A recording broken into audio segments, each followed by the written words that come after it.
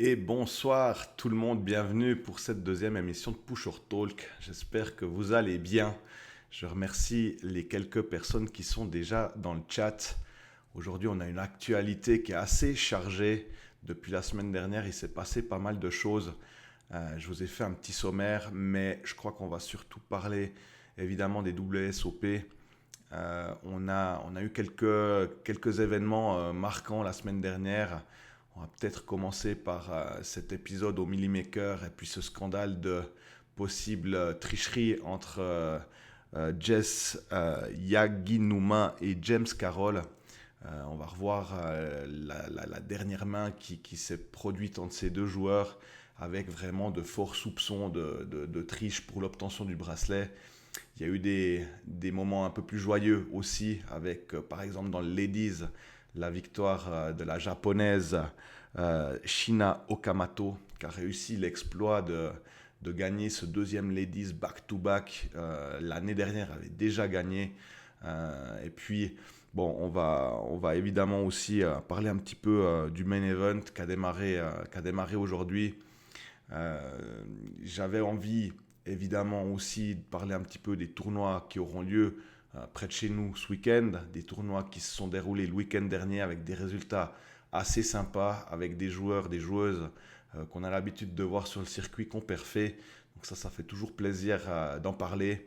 Et puis on enchaînera avec un petit focus ce soir.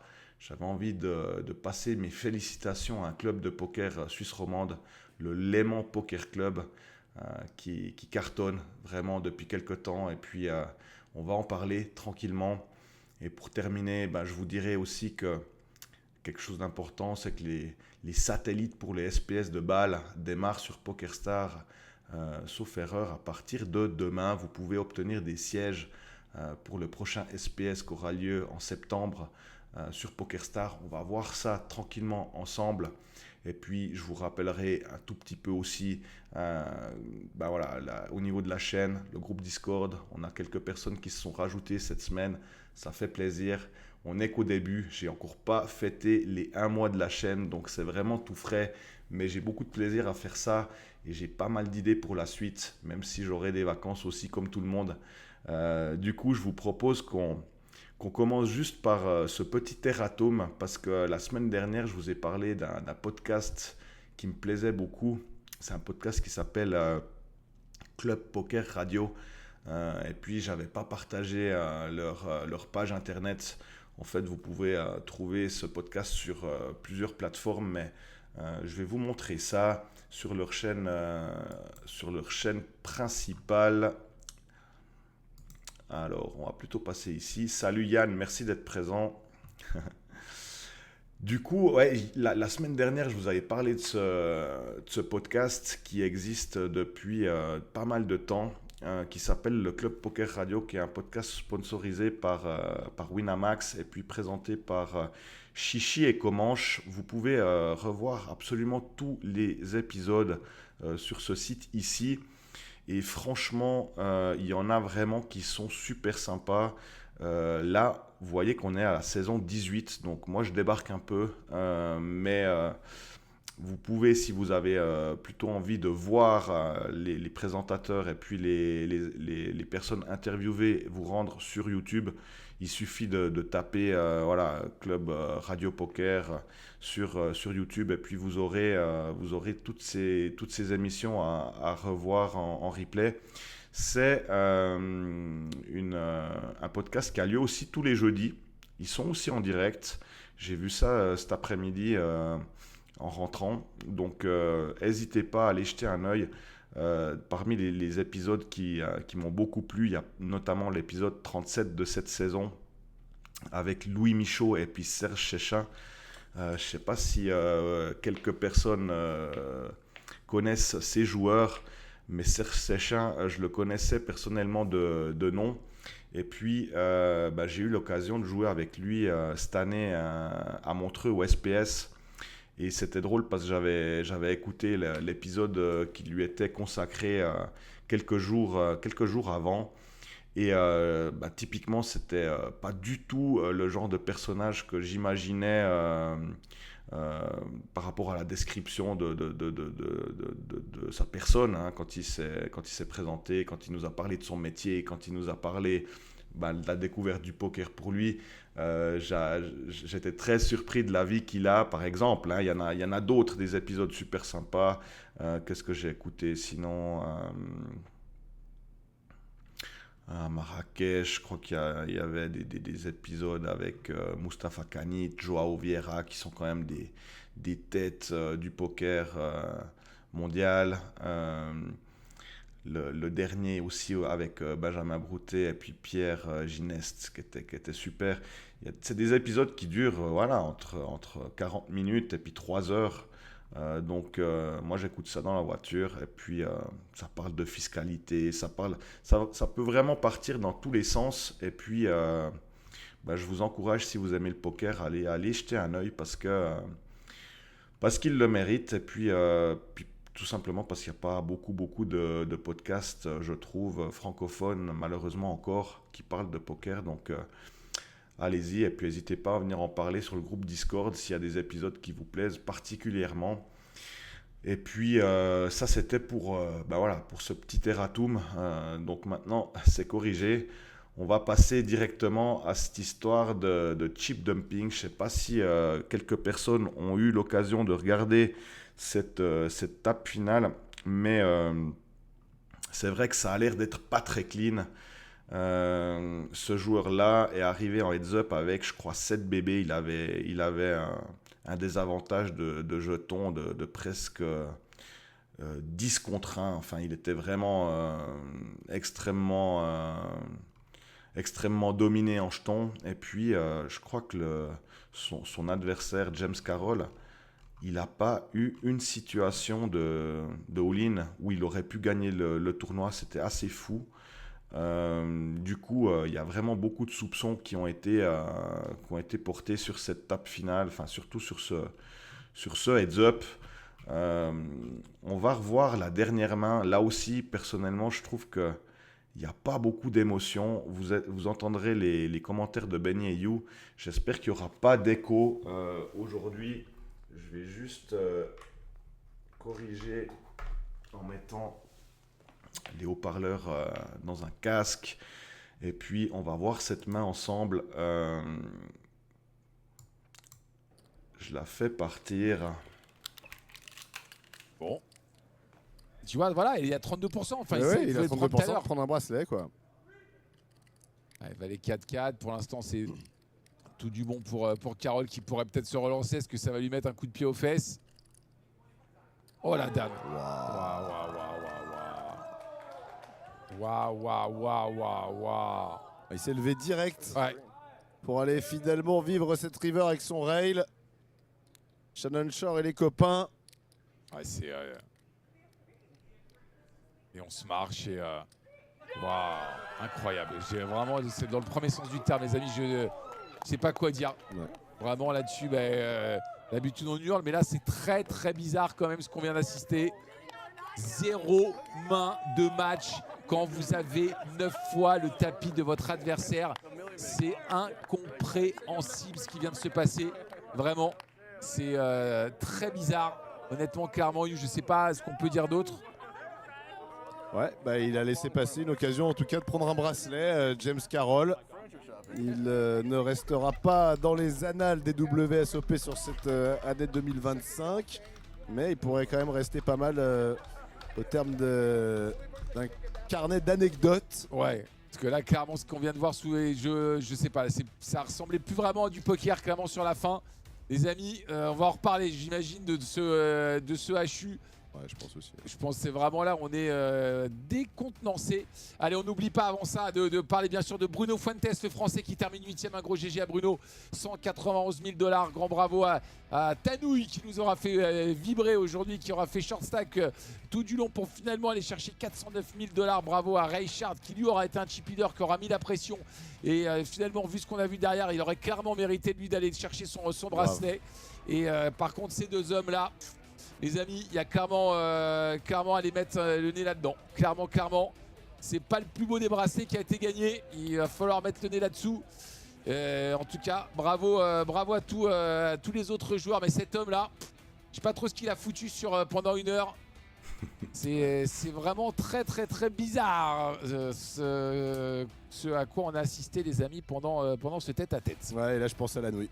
À Tanouille. Ouais, Tanouille qui aurait mérité d'être là. Qui aurait peut-être mérité de lever le bracelet. Je pense à Ganivet aussi, Ouais. l'Espagnol, qui aurait aimé Ortega, bien évidemment, qui avec le Brésil nous aurait offert eh bien, un HU avec beaucoup d'émotions. Bon, écoutez les amis, rendez-vous, même si c'est l'écran noir, rendez-vous demain, vous aurez donc... Voilà, donc là c'était pour clore un petit peu le sujet. Ce qui a été décidé, c'est que on lui a retiré le bracelet. Il y a une enquête qui est en cours. Enfin, c'est pas Jojo. Malheureusement pour l'image du poker, effectivement, je trouve que c'est vraiment les pires affaires qu'on a envie d'entendre. Et puis, je pense que ça restera inévitable qu'il y ait malheureusement éventuellement des magouilles. Maintenant, on n'a pas encore la preuve claire et nette, mais peut-être qu'on l'aura jamais. Je vais vous proposer qu'on passe plutôt sur quelque chose d'un petit peu plus réjouissant avec cette belle victoire, cette belle victoire de Shiina Okamoto. J'ai eu l'occasion de suivre quelques mains cette semaine pendant que je jouais un petit tournoi en live où ce tournoi était diffusé. Et puis elle m'a fait vraiment une bonne impression. Je ne la connaissais pas du tout, cette joueuse. Donc je pense que déjà chapeau, parce que pour réussir à faire un back-to-back et remporter 2 années de suite ce titre qui est finalement le tournoi le plus important des ladies, fallait le faire. Il y avait 1368 participants, ça fait plaisir de voir un nombre pareil pour un tournoi ladies. Et puis elle repart avec un joli gain de 184 000 $. Donc là aussi, je vous propose tranquillement, on regarde juste la main. C'est des beaux moments. Et on est tombé tout de suite dans le piège. Bah forcément, on a un as chez Alcorn, donc c'est logique de partir à tapis ici. J'allais le dire, on peut pas lui jeter des je sais pas quoi, Alcorn là. Des jetons. Des jetons, elle est obligée d'y aller, bien sûr, elle a un as. Et As-2 contre 2-9 Okamoto qui a sa deuxième main de match, mais cette fois-ci avec 71% You d'aller chercher potentiellement un second bracelet consécutif sur ce Ladies Championship. Et repoussé encore d'1 an supplémentaire, la personne qui pourra la buster d'un tournoi Ladies. On a vu un roi et un 10, c'est pas si mal un roi et un 10. Quand on a As-2 avec un 3 aussi, elle joue les backdoor quintes en haut et en bas. Plus doublette du roi et du 10 pour contrefaire les 9. Bien sûr. Ouais. Allez, c'est pas si mauvais. Et un As, bien sûr. Et voilà. As, Dame. Sinon. Okamoto, elle se dit quand même, ils sont durs à gagner quand même ces tournois. Qu'est-ce qu'il faut pas faire? Allez, on demande un one time. Incroyable victoire, les amis, de Shiina Okamoto, messieurs, dames. Deuxième titre consécutif. Elle rentre dans la légende. 3e femme à réaliser donc ce doublé sur le Ladies Championship. Mais la première à le réaliser en No Limit Hold'em. Tout le clan nippon forcément qui est heureux. Et bravo You à Heather Alcorn. Deuxième qui prend 122 000 $. Ouais, la performance. Voilà, magnifique. Ça fait du bien d'avoir un peu de fraîcheur. Franchement, c'est des images qu'on aime voir. C'est vrai que ça contrebalance pas mal avec cette histoire de scandale. Et puis, je pense pour que qu'on ait un peu plus de femmes dans le milieu du poker, ça va faire du bien avec un sourire pareil. En plus, ça devrait donner des idées à peut-être plusieurs joueuses de se mettre au poker. C'est toujours quelque chose que j'ai encore du mal à comprendre. Comment ça se fait qu'on n'ait pas un peu plus de femmes dans ce milieu-là. J'ai quelques idées pourquoi pas d'inviter de joueuses à qui j'aurais envie d'ouvrir un petit peu mon podcast pour discuter de ça. Ça m'intéresse aussi de savoir justement au niveau de l'ambiance, comment ça se passe un tournoi Ladies. Je suis aussi Rosalie Petit, et puis qui c'est que je suis comme joueuse? Bon, les joueuses que je suivais à l'époque, elles jouent plus tellement, mais c'est vrai que même dans les clubs en Suisse, je trouve qu'on a malheureusement pas beaucoup de femmes. Et puis, je suis sûr et certain que elles ont les capacités bien supérieures à certains d'entre nous. Il n'y a pas du tout de raison qu'elles réussissent pas à perfer dans ce jeu. Moi, j'ai joué souvent à des jeux de cartes à l'école, au Yas, à la belote, au tarot, peu importe. J'ai toujours joué avec beaucoup de filles, beaucoup de femmes.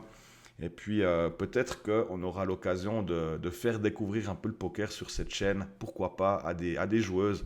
En tout cas, ça me ferait vraiment plaisir si quelques personnes viennent, posent des questions et puis s'intéressent d'un peu plus près à cette activité. Donc ça, c'était pour le beau sourire et cette belle victoire qui lui a rapporté quand même ouais, 184 000 dollars. Chapeau à elle, c'est quand même une sacrée perf. Et puis ensuite, pour rester un petit peu dans le milieu féminin, ben, je voulais aussi saluer Stéphanie Agostinetti, qui est une joueuse suisse qui est à Vegas, que vous connaissez certainement, que je suis aussi sur les réseaux sociaux. Et puis j'ai beaucoup rigolé quand j'ai vu son post cette semaine après qu'elle ait bust, malheureusement, où elle met, ben, je répéterai 10 fois avant de dormir, il ne faut pas bluffer les Américains, il ne faut pas les bluffer. C'est vrai que ça a l'air d'être des clients pas évidents, nos Américains. J'ai eu pas mal de retours ouais, d'amis qui ont vécu Vegas ben, bien plus que moi, vu que j'ai juste eu une occasion d'y aller, puis j'avais pas joué au poker, donc c'est pour moi difficile de me faire vraiment une idée du niveau là-bas, mais à voir, ça a l'air quand même une mauvaise idée de faire des bluffs au niveau de ces joueurs américains. Et puis pour rester encore à Vegas un tout petit coup, ben, on a Martin Cabrel qui a gagné son 4e bracelet aussi durant la nuit passée. Je pense que c'est le joueur le plus détesté du circuit. C'est un joueur au niveau trash talk qui est incomparable. Je pense que vous le connaissez. J'ai quand même trouvé sa victoire. J'ai pas trouvé, enfin j'ai pas cherché la vidéo sur YouTube. Je sais pas si elle a été retransmise cette tape finale par Benny Eyu. Mais je l'ai trouvé quand même assez humain, assez sympa quand il a gagné cette main finale. C'est vrai que c'est un peu comme le Cenovis, Cabrel. Soit tu l'adores, soit tu le détestes. Euh, Moi, personnellement, je pense que il me ferait quand même plus rigoler qu'autre chose. Il faut se le taper quand même, parce que là, tu fais des niveaux de 2 heures en plus. D'ailleurs, en rentrant aujourd'hui, ben Eyu commentait le main event, le D1A. Il était en tape télé, mais il l'avait tout le temps ouverte. Donc, c'est vrai que ça peut être assez tiltant de se retrouver à table avec des joueurs comme lui, mais j'imagine que c'est une expérience qui doit être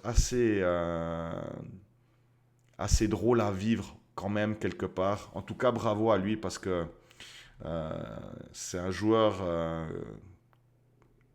qui a fait énormément de résultats. Je ne sais pas combien il a de millions de gains. Je ne suis pas allé regarder sur Random Mob, mais voilà, il remporte 843 000 dollars. Combien il y a eu de joueurs là-dedans? Voilà, 10 794 rentrées. Donc on peut que avoir du respect quand on voit des scores pareils, franchement. Bravo, GG à lui.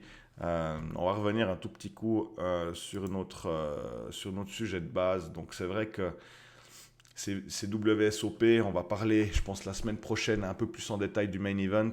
J'ai vu aujourd'hui qu'on avait un seul représentant suisse qui a joué le D1A. Il y a une question que je me posais aussi, c'était de savoir si tu avais le droit de jouer d'autres jours 1, si tu bustais dans un des jours 1, en fait. Bah, typiquement, aujourd'hui, tu bustes au jour 1A. Est-ce que tu as le droit de t'inscrire le lendemain au jour 1B? Et en fait, non, c'est vraiment freeze out. Tu as une boulette. C'est là qu'on voit l'histoire qui s'était passée l'année passée pour Pierre Calamusac à bust avec les rois. Je pense sa première main. Ça doit quand même être un sacré traumatisme quand tu poses tes 10 000 dollars qui sont pour certains le tournoi qu'on réalise qu'une fois dans sa vie, et puis que tu bustes comme ça à la première main. Heureusement pour notre ami le Viet Fou, Pierre Calamusa, c'est un pro et je me fais pas trop de soucis pour lui, pour qu'il rebondisse, mais quand même un tournoi assez unique. Et puis vous pouvez le voir sur PokerStar, sur le YouTube PokerStar France avec Benny et You, ils vont vous le commenter tous les jours. C'est vraiment une chance. Je suis pas sûr que les années précédentes on a eu cette possibilité d'avoir des commentateurs francophones commenter les WSOP. Donc si vous êtes passionné de poker, n'hésitez pas à aller regarder, à suivre ça sur YouTube, parce que ça va durer tous ces prochains jours. Après, c'est pas forcément évident de suivre ça la journée quand on travaille ou en live parce qu'il y a le décalage horaire, mais voilà, on va suivre ça d'un œil. Je regarderai aussi si je trouve d'autres joueurs suisses. Le seul joueur qui était en ligne, en compétition aujourd'hui, c'est un joueur qui a choisi de mettre un pseudo, donc j'ai absolument aucune idée de qui c'était. Peut-être que j'en ai loupé un ou deux autres, mais aujourd'hui, voilà, j'en ai vu qu'un. Je crois qu'il y a eu un peu moins de 1000 entrées pour ce jour 1A. On va suivre ça tranquillement ces prochains jours, puis jeudi prochain, on fera un bon petit point pour voir si on a d'autres compatriotes qui ont perfé et qui se sont qualifiés pour le jour 2. Ok, sinon, on va juste parler un petit peu des tournois qu'on a dans les environs pour ce week-end. Il y a un tournoi sympa, je vais repasser en plein écran. Il y a un tournoi sympa à Annecy qui s'appelle le Texas Poker Series, avec un buy-in plus qu'abordable, qui se joue sur 2 jours. Vous avez la possibilité de jouer demain ou samedi pour 250 € avec un stack de départ de 50 000 jetons, des blindes de 30 et 40 minutes. Je crois que vous jouez 10 niveaux, j'imagine. Et puis, je pense qu'il y aura à peu près qu'est-ce qu'il faut dire, entre 9 et 15 000 € à la gagne, peut-être un peu moins. En tout cas, pour des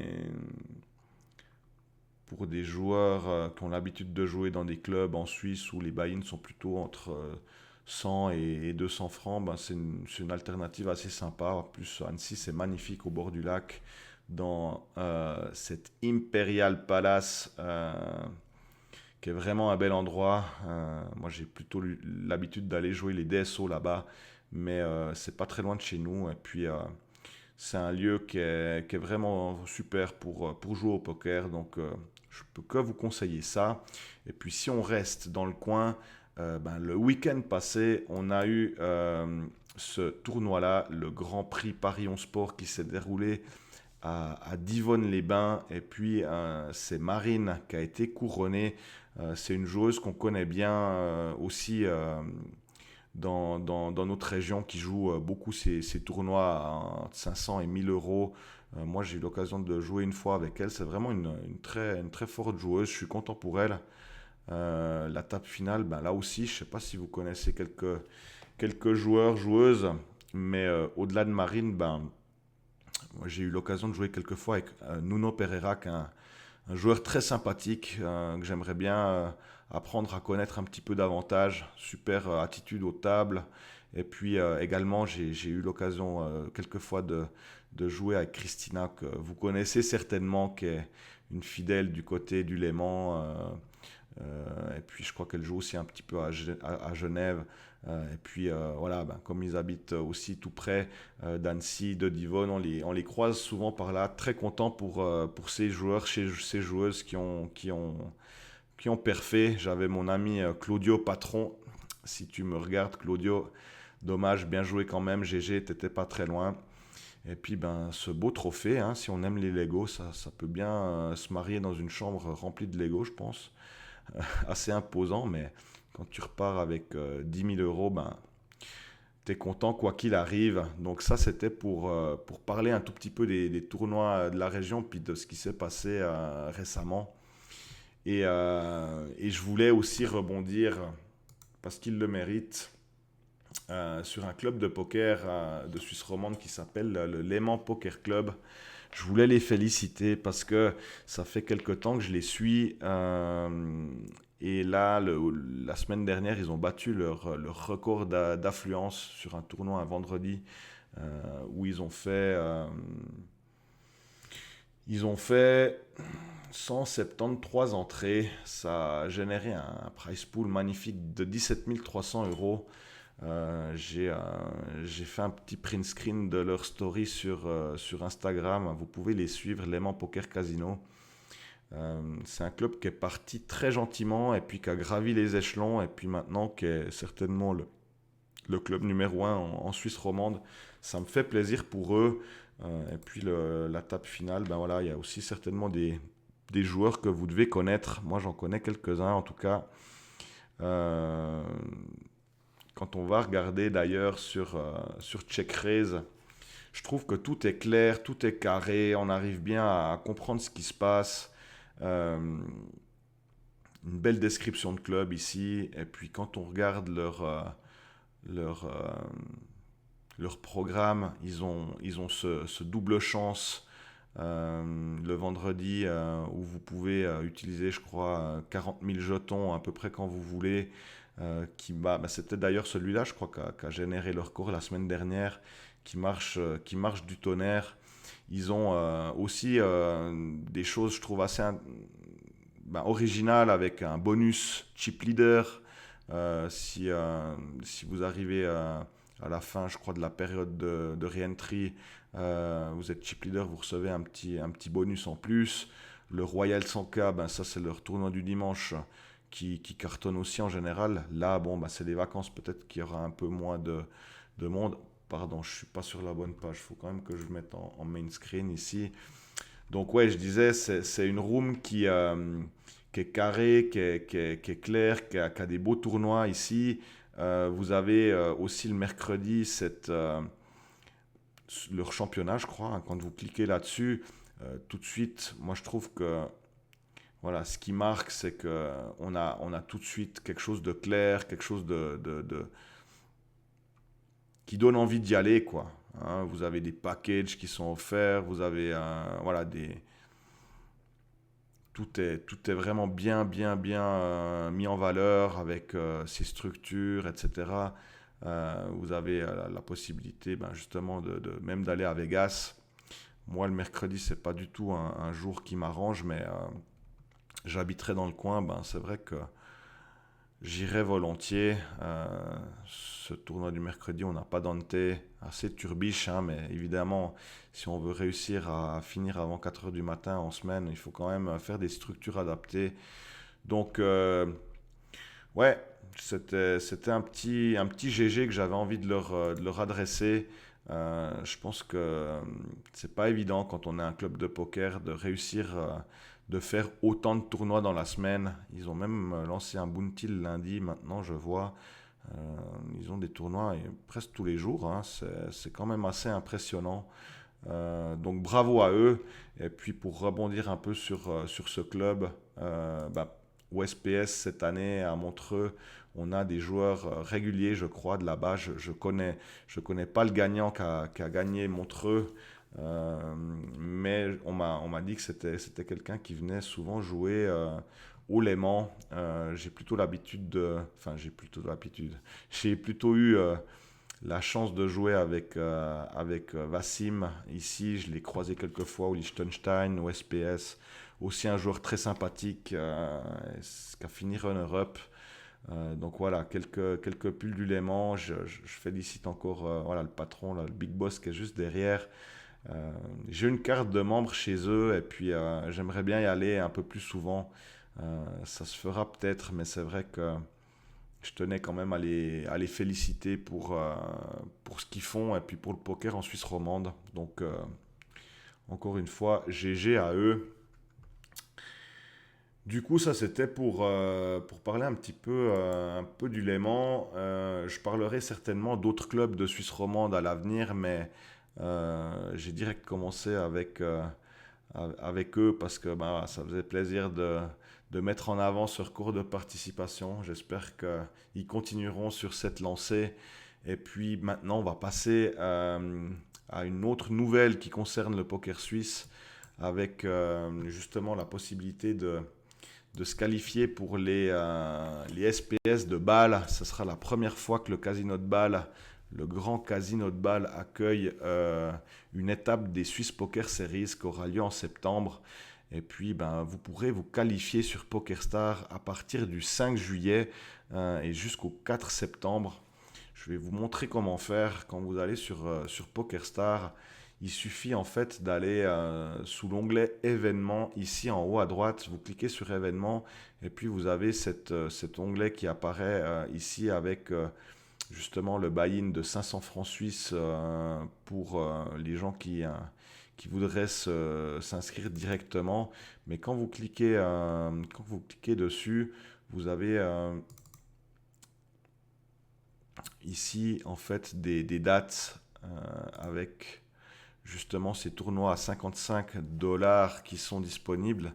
Et chaque dimanche, quand vous cliquez en bas ici sur ces tournois à 55 $, vous avez même des steps à 5,50 $ avec carrément parfois 2 sièges garantis. Donc n'hésitez pas. Vous voyez que par exemple dimanche le 13, vous aurez à partir de 16 h toutes les heures des possibilités de remporter ces 2 sièges. Donc jetez un œil là-dessus. Franchement, ça vaut la peine d'essayer. Si vous cliquez sur le 6 juillet, je pense par exemple là ce sera pour le 6 juillet, c'est dimanche qui arrive. Typiquement là vous avez aussi la possibilité de gagner des places vraiment à moindre prix. Moi j'avais fait 2 bulles pour Montreux. J'avais pas eu trop de chance, trop de réussite sur ces petits satellites, mais j'avais eu beaucoup de plaisir. Et puis, ça permet aussi de rencontrer des joueurs suisses, et puis pourquoi pas faire de nouvelles connaissances, qui est toujours aussi assez sympathique. J'essayerai de parler de ces Swiss Poker Series avec Daniel Duton, avec qui j'ai eu quelques échanges cette semaine. Donc, on en reparlera. Il y a encore du temps jusqu'au mois de septembre, mais on est chanceux, je trouve, de pouvoir en Suisse avoir cette possibilité de se qualifier pour des tournois live, des tournois majeurs quand même, avec des structures magnifiques pour des buy-in aussi abordables. 5,50 $, c'est vraiment quelque chose d'accessible. Ça vaut la peine d'essayer de tenter sa chance de temps en temps. Et puis, pour terminer, je voulais quand même vous rappeler qu'on a ce groupe Discord sur la chaîne dans lequel vous pouvez, quand vous allez sur l'onglet de ma chaîne ici, vous avez le groupe Discord ici sur lequel vous pouvez venir nous retrouver. Faudrait peut-être juste que je l'ouvre, mais j'espère vraiment que ça va prendre. On a plusieurs salons dans lesquels on peut discuter. Vous pouvez justement parler, pourquoi pas, des satellites. Vous pouvez parler de vos projets de prochains tournois live que vous pourriez organiser avec d'autres joueurs. Et puis, je vous montre juste si ça veut bien s'ouvrir. Voilà. Ce groupe Discord ici, dans lequel on peut aussi un tout petit peu parler des quiz que je vous propose le lundi. Si vous avez des envies de sujets pour le podcast, vous pouvez sans autre venir en parler là. J'ai lancé les petits home games, les home games sur PokerStar gratuits que j'ai envie de faire avec vous.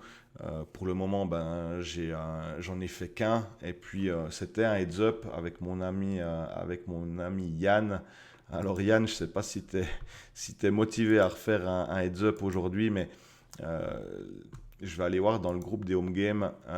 Effectivement, on est en tout cas 2, ça me fait plaisir. Donc je pense que c'est toi Yann qui t'es inscrit exactement. Donc je vous rappelle, parce qu'on a quelques minutes, le tournoi il va commencer dans 40 minutes. Donc s'il y a des personnes qui sont intéressées à venir jouer avec nous et que ce soit diffusé sur la chaîne avec une petite minute de décalage. Tout le monde est vraiment le bienvenu pour rejoindre ce home game. C'est assez facile. Quand vous avez créé votre compte sur PokerStar, il suffit d'aller dans l'onglet ici Home Game. Vous cliquez là-dessus, vous allez sur rejoindre un club en vert ici à gauche. Et puis il suffit d'entrer les informations que j'ai mis sur la chaîne Twitch. Vous avez les informations d'accès, donc l'ID du club, il est ici. Et puis le code d'invitation, il suffit de mettre Pacha Poker comme ça avec un petit underscore ici. Une fois que vous faites votre demande, j'ai juste à vous accepter. Et puis vous pouvez vous inscrire à n'importe quelle partie.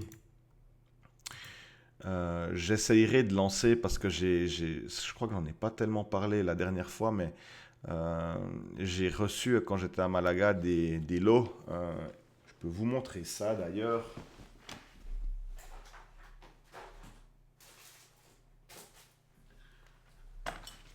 J'ai notamment reçu, on va se remettre en cette magnifique petite mallette de poker portable avec des mini jetons. Je ne sais pas si vous voyez ça bien, mais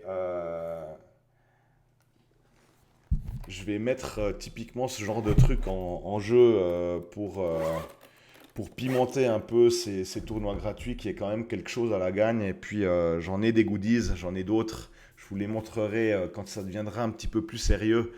Mais histoire voilà, salut Olivier, salut, merci d'être là. Histoire d'avoir un petit peu d'enjeu quand même. C'est clair que pour moi, un de mes objectifs dans cette chaîne, c'est de rendre le poker accessible, de le faire découvrir, pourquoi pas, à des gens qui débutent, et puis de le rendre aussi assez ludique. On ne va pas être ici sur cette chaîne pour trop se prendre la tête. Et puis si on arrive à rigoler le jeudi soir en faisant un petit tournoi gratuit avec un petit championnat qui durera du mois de septembre au mois de novembre, je pense, ça pourrait être assez fun. On a le temps d'ici là, je sais que c'est les vacances, ça débute, je ne suis pas trop pressé, franchement. Je vais continuer mon petit bonhomme de chemin avec cette chaîne. Je pense que je vous prépare d'ailleurs un petit challenge que je vais mettre en place à partir du 1er août. Qui sera, je pense, quelque chose de très rigolo qui devrait peut-être plaire à pas mal de monde. Je vous en parlerai peut-être pas la semaine prochaine, mais c'est en gestation et puis croyez-moi, ça va être assez marrant. C'est un challenge que peut-être d'autres personnes vont faire en même temps que moi, qui durera presque une année. Et puis je vous en parlerai lors des prochains podcasts. Voilà, donc n'hésitez pas à vous inscrire si vous avez envie de venir jouer ce soir. Pour le moment, on est 2. Ça me ferait plaisir si quelques personnes se joignent à nous. Et puis, pour aujourd'hui, je crois que sinon, on a fait le tour.